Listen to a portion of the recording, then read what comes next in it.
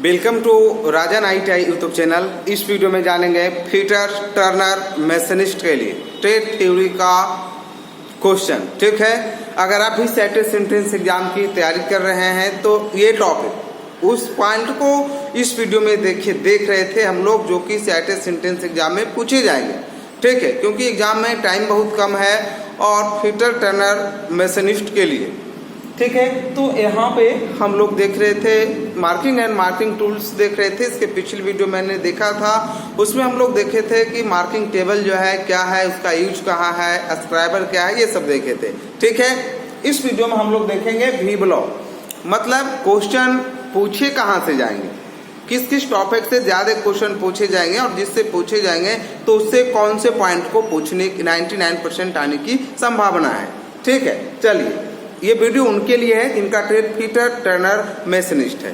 ठीक है, तो हम बात करते हैं वी ब्लॉक। वी ब्लॉक की बात की जाए तो अगर आपका क्वेश्चन वी ब्लॉक से पूछता है तो सबसे पहले वी ब्लॉक से ज्यादा बार क्वेश्चन पूछा गया। वी ब्लॉक जो है वो कितने ग्रेड में पाए जाते हैं, तो वी ब्लॉक जो है ग्रेड ए और ग्रेड बी, कितने ग्रेड में, ग्रेड ए और ग्रेड बी में पाए जाते हैं। ठीक है, ग्रेड बी की बात की जाए तो ग्रेड बी जो होती है वो ग्रे कास्ट आयरन की बनी होती है। ठीक है, और ये जो होता है पूरा शुद्धता में, ठीक है, पूरा शुद्धता में उच्च क्वालिटी के स्टील से बने होते हैं। ठीक है, बी ग्रेड का प्रयोग हम लोग वर्कशॉप में करते हैं और ए ग्रेड का टूल रूम में करते हैं। तो अगर आपको क्वेश्चन वी ब्लॉक से आता है तो वी ब्लॉक जो है किसका बना होता है, जनरली अगर वी ब्लॉक कहता है तो आप ग्रे कास्ट आयरन देंगे।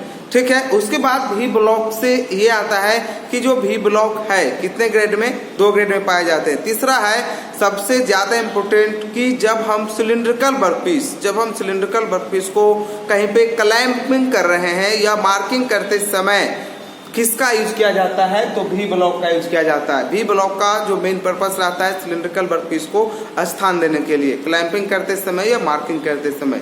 ठीक है, उसके बाद वी ब्लॉक से जो क्वेश्चन आता है वो वी ब्लॉक इस प्रकार आता है कि ये जो है आपके वी ब्लॉक है, इस प्रकार आता है वी ब्लॉक।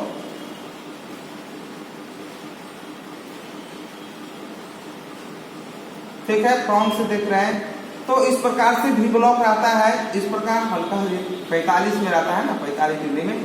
तो ये पूछ लेता है वी ब्लॉक का जो कटा हुआ कोण कितना होता है, 90 डिग्री का होता है। ठीक है, तो वी ब्लॉक से अगर आते हैं तो आपको ये आना ही आना है। उसके बाद हम बात कर लेते हैं एंगल प्लेट। एंगल प्लेट से अगर क्वेश्चन पूछता है तो एंगल प्लेट से जो पूछा गया क्वेश्चन है या तो जो पूछने की चांसेस है कि जो एंगल प्लेट है उसमें जो स्लॉट कटे होते हैं, एंगल प्लेट रहता है ना, उसमें जो स्लॉट कटे होते हैं वो उसका क्या पर्पस है, क्यों कटा होता है ना, तो जॉब को क्लैंप करने के लिए। उसके ग्रेड की बात की जाए तो ये ग्रेड ए और ग्रेड 2 में पाए जाते हैं। ठीक है, उसके बाद भी जो एंगल प्लेट है, एंगल प्लेट का यूज हम कब करते हैं, जब हम मार्किंग करते हैं, जब हम किसी भी वर्कपीस में मार्किंग करते हैं। ठीक है, तो मार्किंग टेबल पर वर्कपीस को तो रखते हैं वर्कपीस को सपोर्ट करने के लिए। ठीक है, वर्कपीस को सपोर्ट करने के लिए भी हम लोग क्या करते हैं, एंगल प्लेट का यूज करते हैं। लेकिन एंगल प्लेट का आपको क्वेश्चन कहाँ से आता है, एंगल प्लेट में जो खांचे कटे होते हैं उसका क्या उद्देश्य है। ठीक है, उसके बाद आगे का पॉइंट है, चलिए उसके बाद आगे जो क्वेश्चन आपका आता है कॉम्बिनेशन सेट की बात की जाए। अगर कॉम्बिनेशन सेट से क्वेश्चन को लेता है ना, क्वेश्चन को अगर कॉम्बिनेशन सेट से देता है तो आपको क्या देगा, कॉम्बिनेशन सेट में आपको ध्यान रखना है कि कॉम्बिनेशन सेट जो होती है वो एलॉय स्टील की बनी होती है। ठीक है, उसके बाद स्टील रूल, यहाँ पे आपको आता है स्क्वायर हेड। कभी कभी है जो कॉम्बिनेशन सेट का स्क्वायर हेड से कितने एंगल को हम माप सकते हैं, चेक कर सकते हैं, तो यहाँ पे जो है 45 डिग्री और 90 डिग्री, इससे स्क्वायर हेड से। उसके बाद प्रोटेक्टर हेड से 1 डिग्री की परिशुद्धता में किसी भी एंगल को, ठीक है, मेजरिंग कर सकते हैं प्रोटेक्टर हेड से। कभी कभी उसमें क्या होता है कि देता है कॉम्बिनेशन सेट के कौन से पार्ट है जिससे 1 डिग्री की परिशुद्धता में हम मेजर कर सकते हैं, एंगल को माप सकते 1 डिग्री। उसके बाद सेंटर हेड से अगर आता है, किस प्रकार क्वेश्चन आता है कि किसी भी सिलिंड्रिकल वर्कपीस के सेंटर हेड कोई पॉइंट की लोकेशन करना है, सेंटर हेड का पॉइंट की लोकेशन करना है, मतलब किसी सिलेंड्रिकल वर्कपीस का सेंटर ज्ञात करना है। तो वहां पे क्या होता है, गोल जॉब स्क्वायर जॉब की सेंटर की लोकेशन के लिए सेंटर हेड का प्रयोग किया जाता है, कॉम्बिनेशन सेट का सेंटर हेड का प्रयोग किया जाता है। चलिए ठीक है, तो अब जो है मार्किंग टूल से उतना ही क्वेश्चन आएंगे जितना मैंने बताया। एक दो क्वेश्चन है जो कि ज्यादा इंपॉर्टेंट है, मार्किंग टूल से पूछे जाने वाले ज्यादा।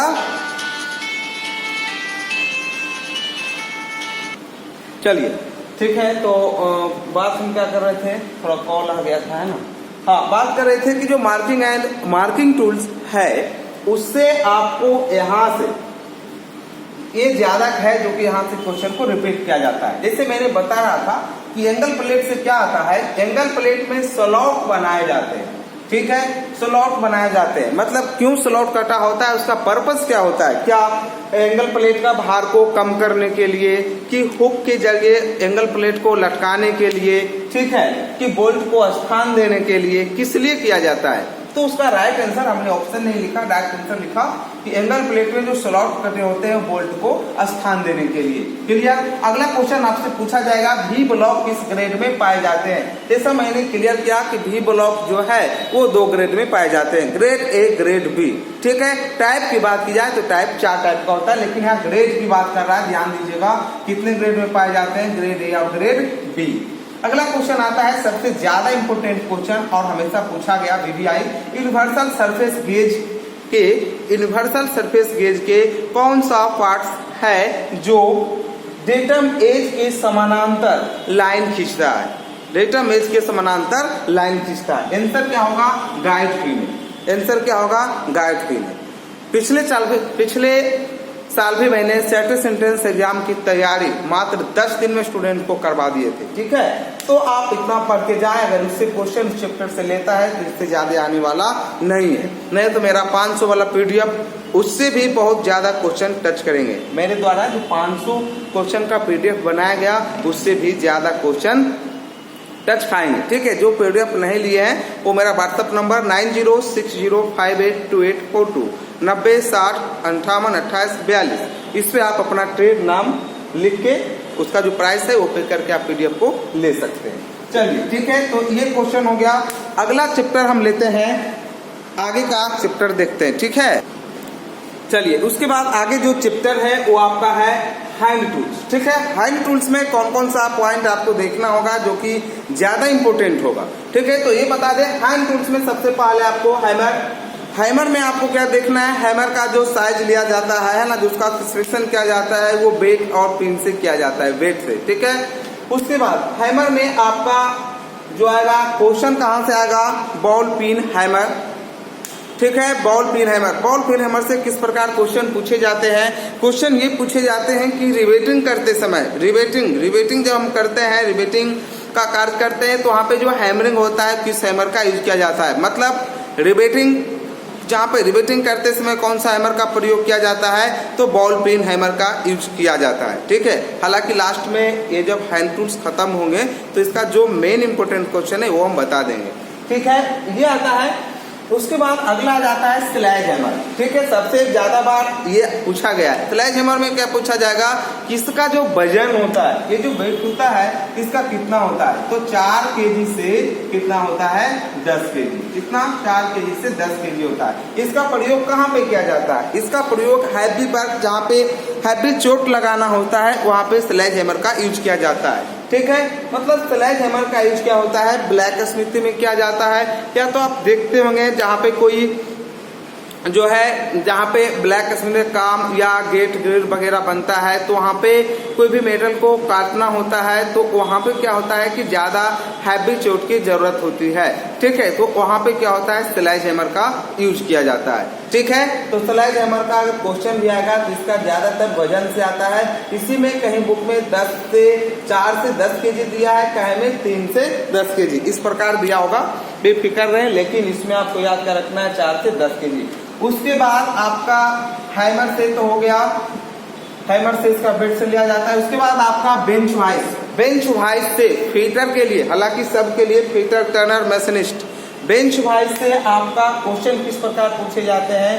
बेंच वाइज से सबसे पहले तो ये आपसे पूछा जाएगा कि बेंच वाइज जो है इसका साइज कैसे लिया जाता है, बेंच वाइज का साइज, ठीक है। तो जा की चौड़ाई से बेंच वाइज का साइज लिया जाता है। बेंच वाइज से क्या क्या क्वेश्चन आता है वो अभी तुरंत हम बता देते हैं।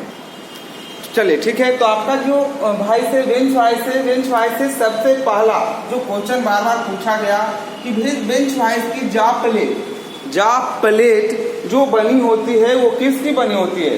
तो टूल स्टील की बनी होती है, ठीक है। वाइस में जो जा प्लेट होती है वो किसकी बनी होती है? टूल स्टील की बनी होती है, क्योंकि वाइस का क्या काम है? वाइस जो है वो क्या है? बेंच वाइस हो या मशीन वाइस हो, अगर आपको वाइस की पूछा जाए तो क्या है? वर्क होल्डिंग डिवाइस है। वो क्या करता है? वर्क पीस को पकड़ता है, ठीक है। तो उसमें जो एक फिक्स जा होती है और एक जो मूवेबल जा होती है, तो फिक्स जा और मूवेबल जा में एक जा प्लेट लगा होता है जिसमें इस प्रकार से यहाँ पे वाइस में जो है इस प्रकार से वाइस में जा प्लेटें होती है जिसमें खांचे कटे होते हैं, दोनों साइड से होता है ना, दोनों साइड से इसमें खांचे कटे होते हैं। तो ये जो बने होते हैं किसकी बने होते हैं? टूल स्टील के बने होते हैं। अगर टूल स्टील ऑप्शन में नहीं देता है तो वो हाई कार्बन स्टील देगा, ठीक है। ये आपको वाइस में ये देख के जाना, इससे क्वेश्चन आता है। उसके बाद स्पिंडल की बात की जाए तो स्पिंडल, बेंच वाइस की स्पिंडल जो होती है वो किसकी बनी होती है? माइल्ड स्टील की बनी होती है। और हैंडल जो होता है वो भी माइल्ड स्टील का बना होता है। उसके बाद सबसे ज्यादा बार इस क्वेश्चन को रिपीट किया गया कि जो बॉक्स नट होती है वो किसका बना होता है? तो cast iron, gun metal, phosphorus, bronze. ध्यान दीजिएगा, ये तो मैंने बताया इससे इसका बना होता है, फास्फोरस ब्रोंज का भी बना होता है। लेकिन इसमें ध्यान क्या रखना है कि अगर बॉक्स नट आ जाती है कि किस मेटल का बना है तो ज्यादातर आंसर गन मेटल देता है। अगर गन मेटल नहीं रहेगा तो आंसर क्या होगा? फास्फोरस ब्रोंज, ठीक है। बहुत कम जगह होगा जो कि आपको कास्ट आयरन देखने को मिलेगा। ज्यादातर बॉक्स नट जो होता है उसका आंसर क्या देता है? फास्फोरस ब्रोंज, ध्यान दीजिएगा। उसके बाद हैंडल जो होता है माइल्ड स्टील की होती है। अब यहाँ पे बच गया फिक्स जा और मूवेबल जा। क्या बच गया? फिक्स जा और मूवेबल जा। तो फिक्स जा और जो मूवेबल जा होती है वो किसकी बनी होती है? ग्रे कास्ट आयरन की बनी होती है। तो ये आपका वाइस की पार्ट से पूछा जाता है, ठीक है। तो ये आपको ओनली ध्यान में रखना है। उसके बाद अगला इसमें क्या पूछा जाएगा? इसमें ये पूछा जाता है कि जो स्पिंडल है, बेंच वाइस की जो स्पिंडल है उसमें थ्रेड कौन सा होता है? उसमें कौन सी थ्रेड होती है? तो उसमें कौन सी थ्रेड होती है? स्क्वायर थ्रेड, ठीक है। कौन सी थ्रेड होती है? Square thread. अब स्क्वायर थ्रेड ही क्यों होता है? दो चीज तो फेमस है। पहला क्या कि जो जक होती है, ठीक है, उसमें भी स्क्वायर थ्रेड, स्पिंडल में स्क्वायर थ्रेड, लेथ मशीन के लीड स्क्रू में एक्मी थ्रेड। ये तो क्वेश्चन आता ही आता है। तो इसके स्पिंडल में अगर पूछा जाए तो आप आंसर क्या देंगे? स्क्वायर थ्रेड, बेंच वाइस के स्पिंडल में। अच्छा, स्क्वायर थ्रेड का ही यूज क्यों किया जाता है? क्योंकि थ्रेड तो बहुत सारी है, स्क्वायर थ्रेड का यूज क्यों किया जाता है? तो ये जान ले कि स्क्वायर थ्रेड का प्रयोग वहाँ पे किया जाता है जहाँ पे ज्यादा लोड पड़ता है, ज्यादा फोर्स पड़ता है, वहाँ पे कौन सी थ्रेड का प्रयोग किया जाता है? स्क्वायर थ्रेड का प्रयोग किया जाता है, ठीक है। इसीलिए इसमें क्या होता है? स्क्वायर थ्रेड होता है, ठीक है। ये आपकी होगी बेंच वाइस। उसके बाद आगे और कुछ टाइप्स वाइस की प्रकार है जिससे क्वेश्चन रिपीट किए जाते हैं, वो थोड़ा हम देख लेते हैं। उसके बाद आपका जो यहाँ से क्वेश्चन वाइस से जो प्रकार है, कुछ वाइस से यहाँ से भी क्वेश्चन को ज्यादा बार रिपीट किया जाता है। तो इसमें आपको क्या याद रखना है कि पाइप वाइस का यूज कहाँ पे किया जाता है? तो पाइप वगैरह पकड़ने के लिए सिलिंड्रिकल वर्कपीस जहाँ पे है वहाँ पे भी पाइप वाइस का यूज किया जाता है। उसके बाद ज्यादातर रिपीट आपको क्वेश्चन मिलेगा हैंड वाइस। कि हैंड वाइस का प्रयोग कहाँ पे किया जाता है? तो हैंड वाइस का प्रयोग जो है वहाँ पे किया जाता है जहाँ पे छोटे छोटे, ठीक है। हैंड वाइस का प्रयोग कहाँ पे किया जाता है?